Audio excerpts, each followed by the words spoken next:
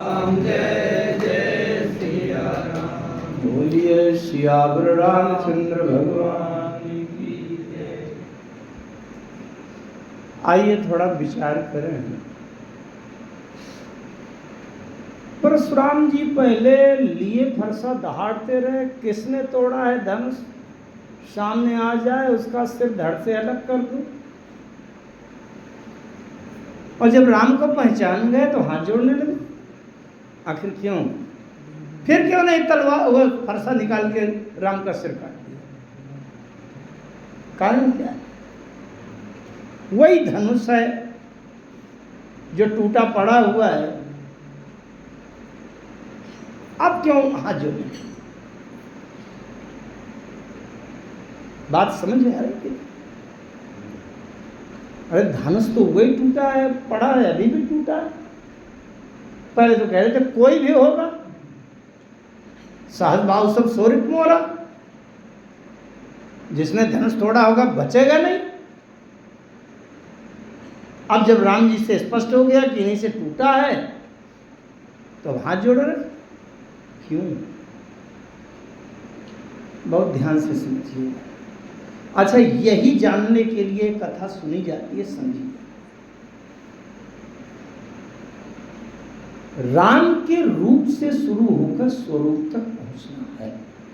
रूप माने देह से जो बनाई हुई आकृति है, और स्वरूप माने जो बिना देह का निर्गुण निराकार तत्व है, असीम है, अनंत है, अगाध है, अखंड है, उसका अनुभव।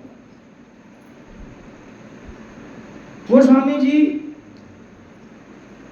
दोहावली में एक दोहा लिखते हैं,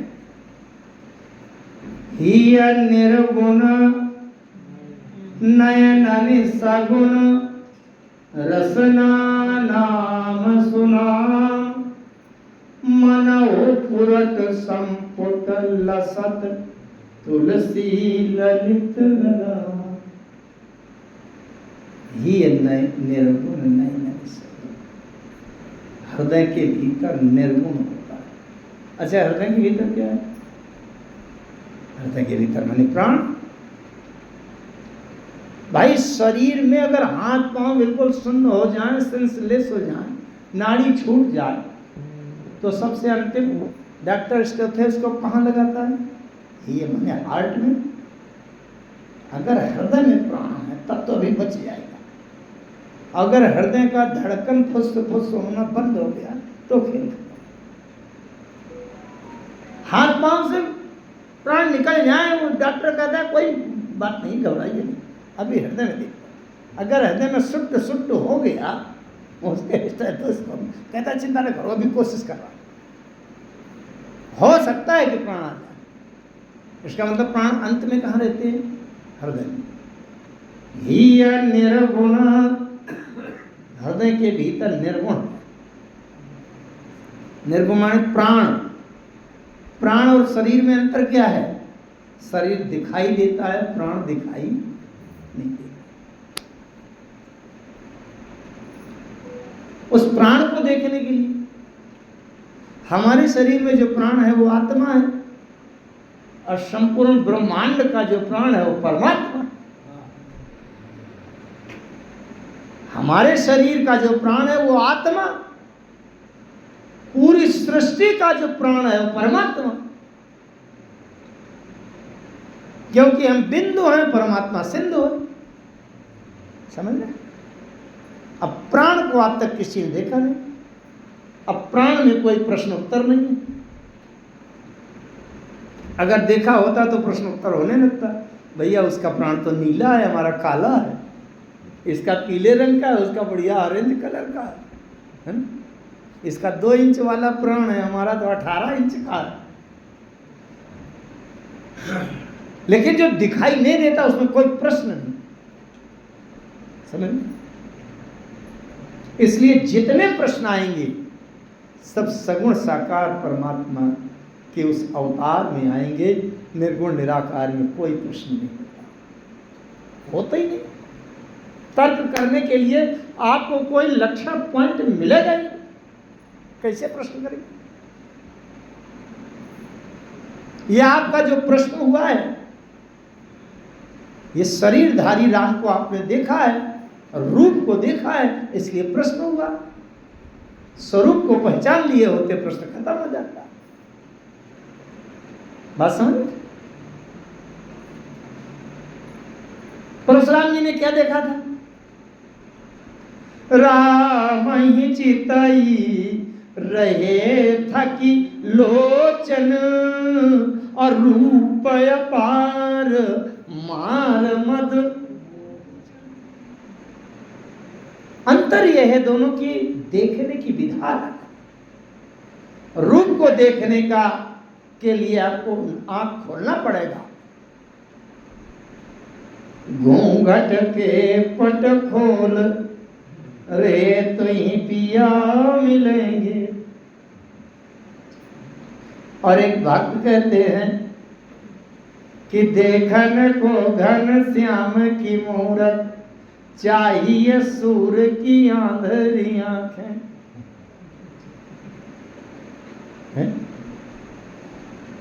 बंदर जब जा रहे थे सीता जी की खोज में और गुफा में पहुंच गए, प्यास लगी थी, मंजी ले गए। वहां एक तपस्विनी बैठी थी। उसने पूछा किसको ढूंढ रहे? बोले वैदेही सीता को ढूंढ रहे। मिली? बोले अभी तक तो नहीं मिली। कैसे देखा है? बोले खूब आंख खोल कर देखा हमने, हर जगह खूब सावधानी से आंख खोला। हिरण ने कहा यही गलती किया। अरे अगर सीता को ढूंढना है, वैदेही को ढूंढना है, आंख नहीं खोलना चाहिए। इसलिए मूंदा नयन बिबर तज जाहू और पहियऊ सीतई जनी पछताऊ। आंख बंद करो। क्यों? आंख खोलकर देखोगे तो देही दिखाई पड़ेगी, और वैदेही को देखने के लिए आंख बंद करना पड़ेगा। देही में प्रश्न होते हैं, पर बिना देह वाले तत्व में प्रश्न नहीं होते। प्रश्नों की चिंता वो करता है जो संसार की सीमा के अंदर बंधा, जो संसार की सीमा को पार कर गया है, अपने आत्मा को परमात्मा में समाहित कर देना चाहता है। वो प्रश्नों के जाल में नहीं उलझता, उसको पार कर जाता है। लोग कहते हैं ना, ऐसा करेंगे तो लोग क्या कहेंगे, ऐसा करेंगे तो लोग क्या कहेंगे। मैं कहा करता हूँ, जब लोग क्या कहेंगे ये चिंता आपको है, तो एक बार ये सोच लिया करो कि ऐसा ना करेंगे तो राम जी क्या कहेंगे। अच्छा, लोगों के कहने का ज्यादा महत्व है कि राम जी के कहने की ज्यादा चिंता होनी चाहिए।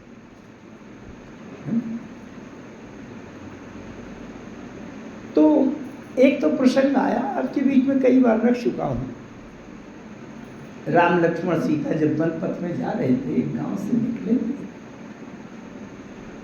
निकले थे तो वहां कुछ महिलाएं आ गई। सीता जी के लिए पता चला कि उनके साथ में बड़ी अच्छी एक सुकुमार सुंदरी थी। उन गांव की महिलाओं ने सीता जी से थोड़ी देर बातचीत किया और बस थोड़ी क्षण भर रुक करके और राम जी आगे बढ़े, चलो चले। वो जाने लगे। गांव की महिलाओं ने कहा अभी बोध तो नहीं लगा, एक गीत गा देते हैं लोग, जरा देर ठहरो यही है, अभी हमने जी भर के देखा नहीं। जाने लगे। महिलाओं ने कहा धरी धीर का चल देखिए जाई, जहां सजनी रजनी रही है। एक ने हिम्मत बांधा, कहा चलो इनके पीछे चला जाए। दिन भर तो चलते जा रहे हैं, लेकिन रात में कहीं तो ठहरेंगे जहां सजनी रजनी रही हैं। रजनी मैंने रात में तो रुकेंगे। हाँ, एक देवी ने कहा कि अरे पगली हो गई हो क्या, हम इनके पीछे दौड़ लगाएंगे तो हमारे गांव के सयाने बुजुर्ग सब लोग क्या कहेंगे कि कैसी पागल हो गई है, ये किसी पुरुषों के पीछे भागी चली जा रही है, रात में वहां जा रही है। कही है भाल पोच न सोच कछु। इसका मतलब क्या है? संसार के प्रश्नोत्तर की सीमा से बाहर हो गए। क्यों? हमें आत्म कल्याण अगर चाहिए तो शारीरिक दृष्टि से जो प्रश्नोत्तर की से वो उलझी है, जाल है, इनको तोड़ो। कौशल्या जी सोचती कि कही है भाल पोच, कि मैं अगर राम सीता के उन चरण पखार रही हूं तो संसार क्या कहेगा, तो असली जो लाभ मिलने वाला वो चूक जाए। बड़े बड़े ऋषि मुनि ध्यानी ज्ञानी अमलात्मा विमलात्मा योगेंद्र मुनिंद्र ब्रह्मा जी शंकर जी जिन चरणों के छूने के लिए लालायित रहते हैं और मेरे घर में आ गए हैं वो चरण, इनको छूने पकड़ने धोने चरण से रखने से अगर मैं चूक जाऊं तो मुझसे ज्यादा अब दुर्भाग्यशाली कौन हो, है ना? सारे प्रश्नोत्तर की सीमा को पार कर गई वो देवियां। कही है भाल पोच न सोच कछु, फल जीवन या पुन तो लही है। एक ने कहा कि इनके पास न टार्च है, न लालटेन है, न बत्ती है, न बल्ब है, रात के अंधेरे में क्या देखोगी? सुख पाई है कान सुने बत्तियां। तब एक सखी कहती है न देखे तो न देखें, सुख पाई है कान सुने बत्तियां। हमारे कानों में इनकी बातें सुनेंगी तो आनंद आ जाएगा। अभी अभी क्यों बैठे हैं आप लोग? अरे सुख पाई है कान सुने बत्तियां। उन्हें राम जी की बत्तियां तो हो रही हैं जिसमें सुख मिल रहा है कि नहीं? तभी तो आप लोग बैठे हैं रात में। फिर एक देवी ने कहा ये बताओ जब 15 मिनट यहाँ रुके रहे और एक और नजर तुम्हारी तरफ देखा तक नहीं, तो तुम क्या मानती हो कि रात में दरबार करेंगे तुमसे? 5वीं 6वीं सखी ने कहा ठीक है, मान लिया हमसे दरबार नहीं करेंगे, लेकिन एक अकेला होता तो मौन चुपचाप सो जाता। जब 3 लोग हैं तो आपस में तो बोलेंगे। सुख पाई है कान सुने बत्तियां, कल आपस में कछु तो कही है। अरे आपस में कुछ तो बोलेंगे कि इधर खिसक गया, उधर कांटा है, इधर ठीक नहीं, इधर गीला हो गया, इधर कुछ तो कहेंगे।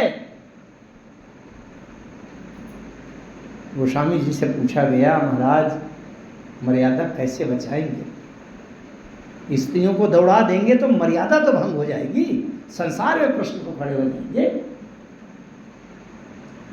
फिर मर्यादा कैसे बचे?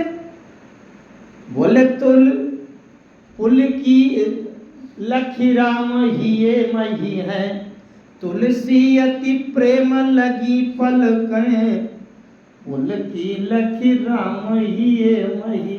जिस राम से मिलने जाने के लिए दौड़ लगाना चाहती थी वो राम हृदय में प्रकट हो गए।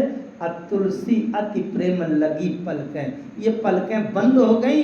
अब राम को बाहर देखने की जरूरत नहीं है, अब आंख बंद कर लो और हृदय में वो राम दिखाई पड़ रहे हैं। समझे? पुल की लखी, लखी मैंने देखना, लखी राम हिये मही है। हृदय के राम को देख लो, बाहर के प्रश्नोत्तर समाप्त। जिसने बाहर वाले राम को देखा, ये तो दशरथ का लड़का। अच्छा, प्रश्न तब नहीं खड़ा हुआ जब दशरथ जी ने प्रणाम किया। आपको याद है वो क्षण जब दशरथ जी ने प्रणाम किया? याद है कि नहीं? फिर कौशल्या जी के प्रणाम करने से ज्यादा तो दशरथ जी के प्रणाम करने में प्रश्न होना चाहिए। दो जगह कहूं, ललिता श्रमित नील बस शयन करा बहु जाई, अस कही गे विश्राम गृह राम चरण चितलाई। अब आप कहेंगे कि चित्त में लगा लिया, सामने तो प्रणाम नहीं किया, तो अब प्रणाम करवा दूं। राम जी ने रावण को मार दिया। लंका का। अब जब रावण को मार दिया, रावण मर करके गया, दशरथ जी ने देखा रावण तो मर गया। किसने मारा? तुम्हारे पुत्र ने मारा।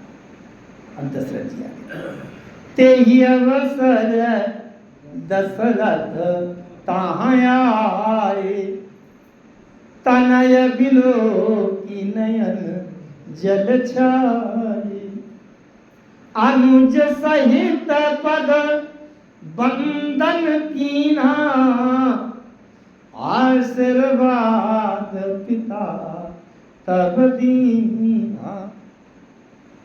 राम जी ने कहा, तात सकल तव पुण्य प्रभाऊ, जीत्यों अजय निशाचर। राम जी ने सोचा कि इनके यहाँ में पुत्र बन करके आ गया, अब मुझको केवल पुत्र ही माने तो संसार भर पुत्र मान देख रहा है अपने अपने, तो क्या लाभ होगा उससे? मेरे आने का लाभ क्या है अगर मुझको पहचान नहीं पाए? राम जी ने कहा, अरे महोदय, जब तक वो शरीर था उसका मैं पुत्र बना था तब तक तो ठीक है, अब आपका वो शरीर भी मुक्त हो गया, अब मैं पुत्र थोड़ी रहूंगा, जरा जगत पिता को भी तो पहचान लो। राम जी ने कहा, क्या किया कि राम जी ने चितई पीते दीन्हो दृढ़ ज्ञान, रघुपति प्रथम प्रेम अनुमाना, अचितई पितई दीन्हो दृढ़ ज्ञान। आप जरा देख लो ना उनको। और जब ज्ञान दे दिया तो क्या किया? बार बार करी प्रभु ही प्रणाम, दशरथ हरसी गयो सुर धाम। किसने प्रणाम किया? वैसे होता अगर ज्ञान न देते तो दशरथ जी आशा करते कि अब हम चलने वाले हैं, फिर से राम जी प्रणाम करेंगे। अरे राम जी ने कहा, ये तो जानते, अच्छा मैं आपका पुत्र बना रहा, लेकिन आप मेरे को ये अस्तित्व यथार्थ ज्ञान नहीं जान नहीं पाए, तो मेरे निकट आने का लाभ क्या? इसलिए आप जान तो लो। अब मैया को मैंने पहले जना दिया है ना। तो जब राम जी ने चितई पितई दीन्हो दृढ़ ज्ञान, तब दशरथ जी ने ये आशा नहीं किया कि अब राम मुझे प्रणाम करेगा। बार बार करी प्रभु ही प्रणाम, अब दशरथ हरसी, दुख भी नहीं है कि मुझे सिर झुकाना पड़ा, रहा धन्य हो गया। इनके चरणों में प्रणाम करना भूल जाता तब तो बड़ा दुर्भाग्य रहता। दशरथ हरसी गयो सुरधाम, इसका मतलब जान लीजिए, रूप क्या है शरीर और स्वरूप क्या है? अच्छा, स्व माने अपना क्या होता है? स्व माने अपना, स्व माने अपना रूप। परमात्मा का अपना रूप क्या है? क्या आप दावा कर सकते हैं क्या कि 2 हाथ 2 पैर वाला, धनुष बाण लिए वाला? धनुष बाण न ले, बांसुरी भी तो ले सकता है, ले सकता है कि नहीं? वो भी तो परमात्मा है। अच्छा, बांसुरी की जगह चक्र भी तो उठा सकता है कि नहीं? जो परमात्मा है, आप एक रूप में अगर कल्पना कर रहे हैं राम जी के रूप में, तब तो अभी आप परमात्मा को उसको नहीं जानते। अच्छा, राम जी हैं, एक दिन जरूरत पड़ गई कि मांस खाना है। अब बताओ, राम जी मांस खा पाएंगे? मैं एक आपको घटना बताऊं। एक दैत्य था, उसने तपस्या किया और ब्रह्मा जी से वरदान मांगा कि मेरे शरीर की जो भी एको बूंद रक्त की टपके धरती पर, उससे दूसरा मेरे समान का दैत्य पैदा हो जाए। ब्रह्मा जी ने कहा, एवं समझते जाइएगा, एवं। अब वो अत्याचार करने लगा अब कोई अगर उसको मारने का प्रयास करेगा, बाण मारे और उसके लगा कोई अस्त्र शस्त्र, उसकी एक बूंद रक्त टपकी तो दूसरा पैदा हो जाएगा, उसका नाम रक्त बीज।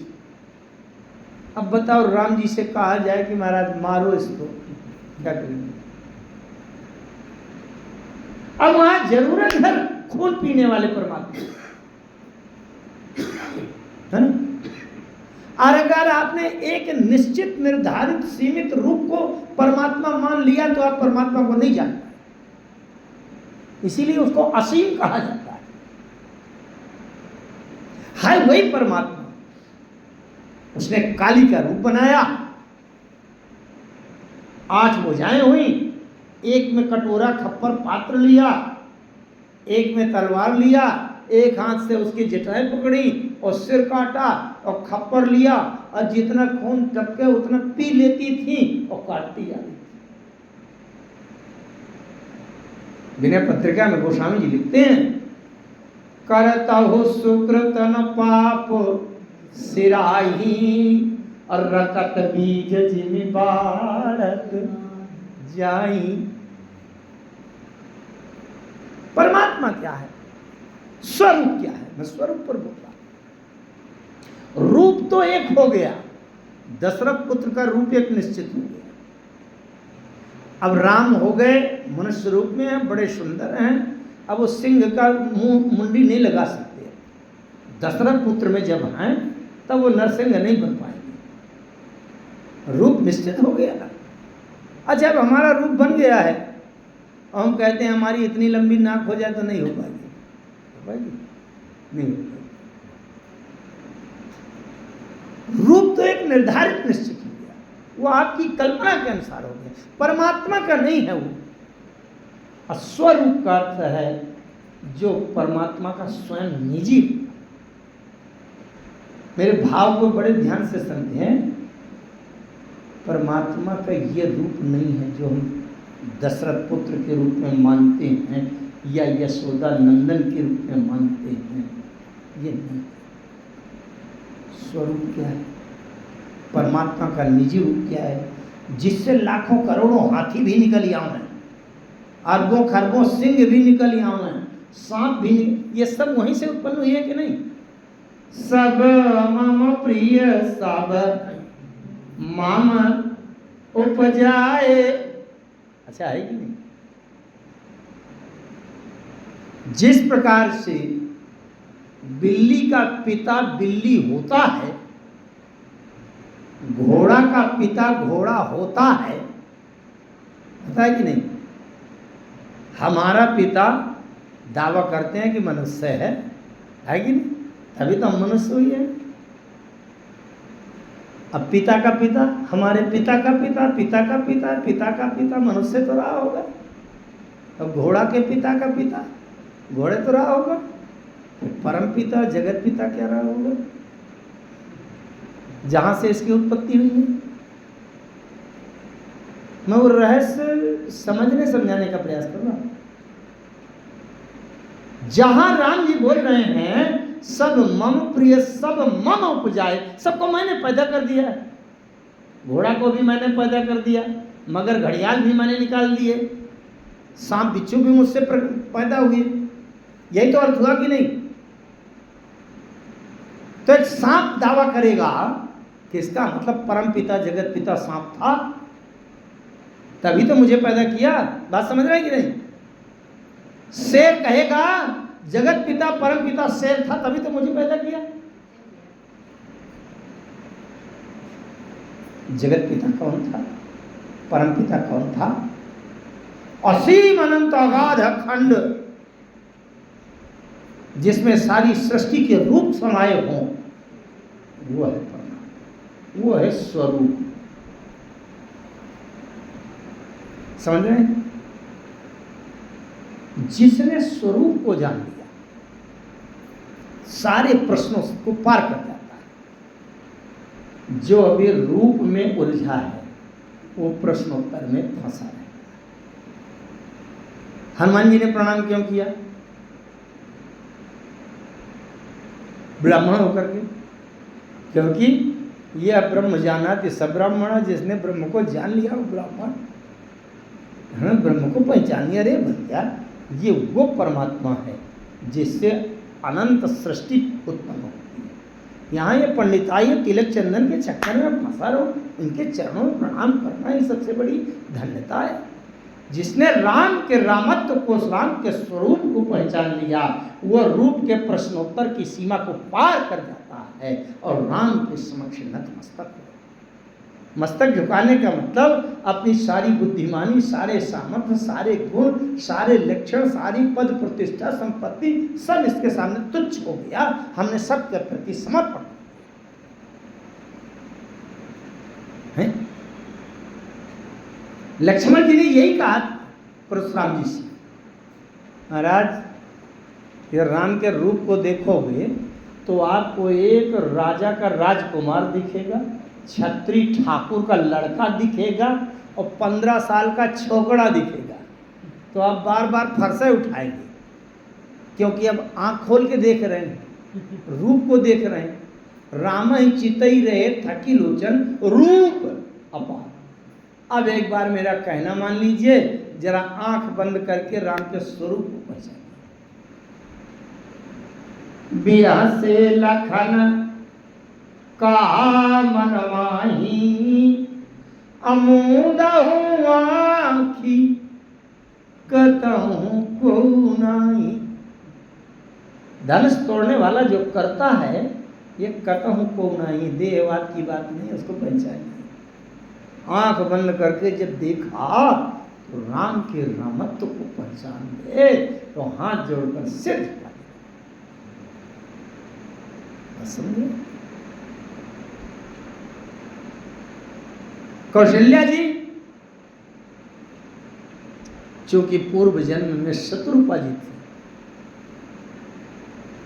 राम जी ने शत्रुपा जी से कहा था, शत्रुपा बिलो की कर जोरे, देवी मांग पर जो रुचित हो। शत्रुपा जी ने मांगा था जे निज भागत। आज शायद मैंने ये विचार डाला था, आपको किसी को मिला है कि नहीं? निज भगत वाला नहीं मिला? अच्छा अच्छा, मैं डालूंगा, फिर से इस समूह में डालूंगा। अच्छा, आपको मिला निज भगत? ये सन 17 की घटना है। मैं यहीं देवरी से कथा करके गया था। अब भोपाल से मेरी ट्रेन छूट गई थी, जिसमें रिजर्वेशन 4-6 घंटा बाद दूसरी ट्रेन आई। आगे कार्यक्रम लगा हुआ था और फिर ये हो रहा था कि पता नहीं आगे की ट्रेन अब मिलेगी कि नहीं मिलेगी। और जब ज़्यादा चिंता हुई कि आगे की नहीं मिलेगी, तो फिर मैंने लिखना शुरू किया। मैंने कहा कुछ लिखूँ, मानस का चिंता। तो मैंने लिखा था वो सुरक्षित है। आज मैंने उसको डाला, मैं भी डाल दूंगा। आप अभी खोज भी नहीं करें। आइए फिर देखते हैं, इसमें बड़ा अच्छा चिंतन था। मैं डालूंगा तो उसको देखिएगा जी। जे निज भागत नाथ तब आही। अब ये निज भगत क्या है? हम आप लोग अपने ढंग से भगवान के भक्त तो अपनी समझ में हो सकते हैं, लेकिन अभी निश्चित नहीं है कि ये राम जी के हम निज भगत हैं। उनके निज भगत जो उनके अनुसार है, हम तो अपने अनुसार है ना। जय निज भगत नाथ तव आही, जो सुख पावही जो गति लाही। सोई सुख सोई गति सोई भगति, सोई निज चरण सनेहु। असोई विवेक सोई रानी प्रभु, हम ही कृपा कर दे। ये शत्रुपा जी ने मांगा। भगवान आपके जो निजी भक्त हैं उनको जैसा ज्ञान होता है, जैसा आपके चरणों में प्रेम होता है, जैसी भक्ति होती है, जैसा वैराग्य होता है, उस तरह का सब कुछ दे दीजिए। 6 बातें मांगी हैं और 6 जो लक्षण हैं वो जीव के अंदर के खट विकार दूर करने वाली उपाय हैं। 6 बातें मांगी हैं। सोई सुख, सोई गति, सोई भगति, सोई निज चरण स्नेह, सोई विवेक, सोई रानी प्रभु हम ही कृपा कर दे। 6 चीजें ये जीव के जीवन में खट विकार मिटाने वाली ये 6 उपाय।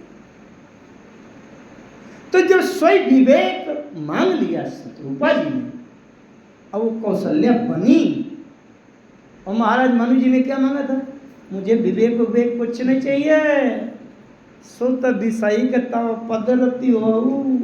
लेकिन मांगा क्या? पदरति हो।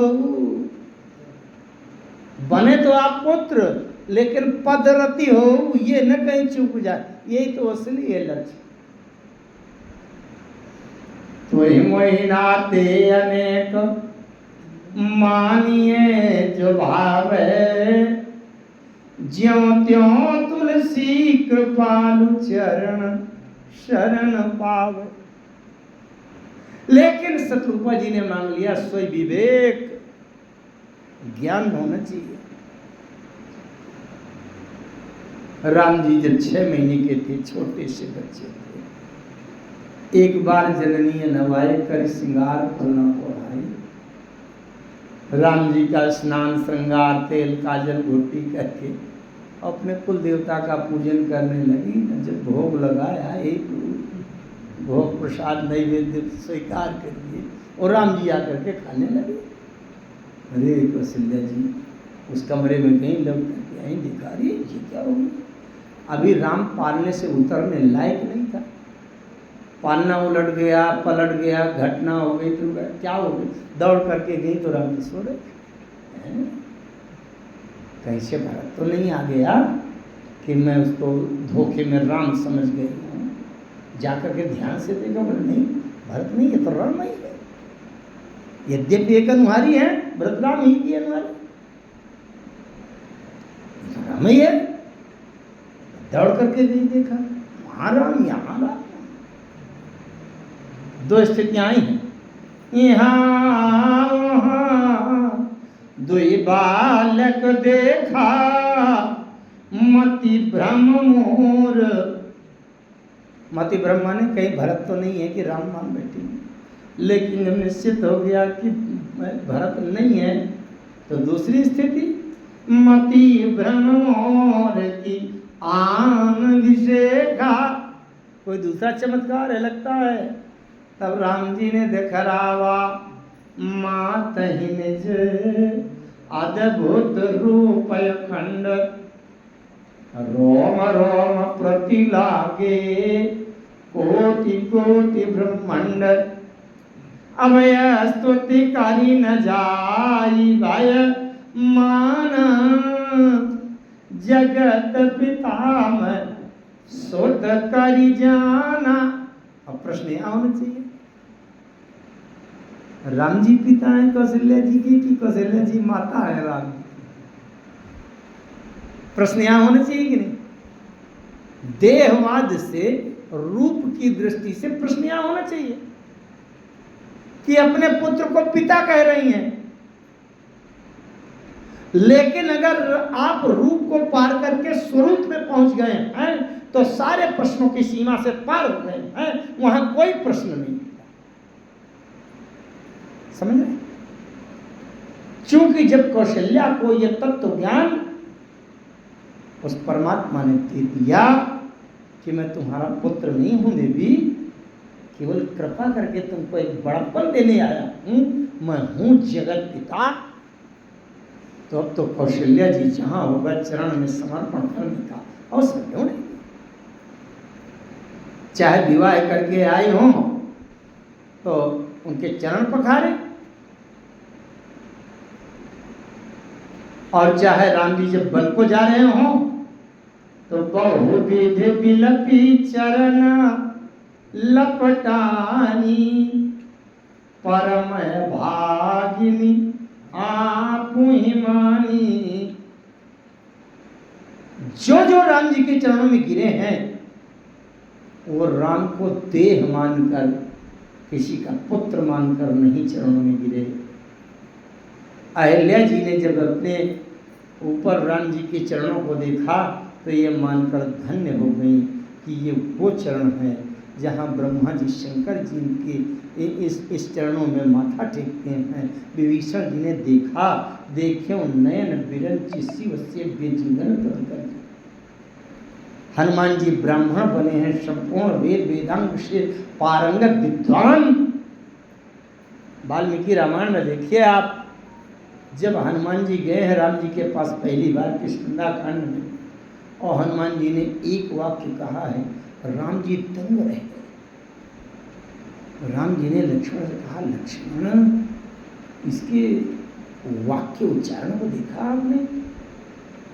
आज तक मैंने संपूर्ण जीवन काल में वशिष्ठ जी से के उच्चारण से भी आगे का शुद्ध उच्चारण अगर सुना है तो इसके मुख से सुना है, जिसमें आरोह अवरोह शब्द का उच्चारण, विनम्रता, शिष्टता, चेहरे की मुद्रा, मुख की मुद्रा, ऐसा वेद वेदांत का पारंगत मैंने इस धरती में कहीं किसी दूसरे को देखा नहीं। इतने विद्वान पारंगत और ब्राह्मण का वेश धरे अगर वो प्रणाम कर रहे हैं, इसका मतलब उन्होंने राम के रूप को नहीं देखा, स्वरूप को देखा। और जो राम के स्वरूप को पहचान लेगा वो झुक जाएगा। परशुराम जी जब तक राम के रूप को देखते रहे तब तक लिए भरसा दंदनाते रहे, लेकिन जिस समय स्वरूप को पहचान लिया, परशुराम जी का मस्तक झुक गया, हाथ जोड़ लिए और क्षमा याचना होने लगी, जो जीवन में कभी आज तक परशुराम जी के मुख से कभी नहीं निकला है? एक प्रश्न छोड़ दिया गया है। अब क्या 10 बज गया कि अब ज़्यादा 11 बज गया? इसलिए अभी इस विचार को अभी यहीं स्थिर किया जाए, और इसके आगे की चर्चा जो प्रश्नोत्तर होंगे उसकी चर्चा फिर कभी करेंगे। 11 बजना बहुत काफ़ी समय है।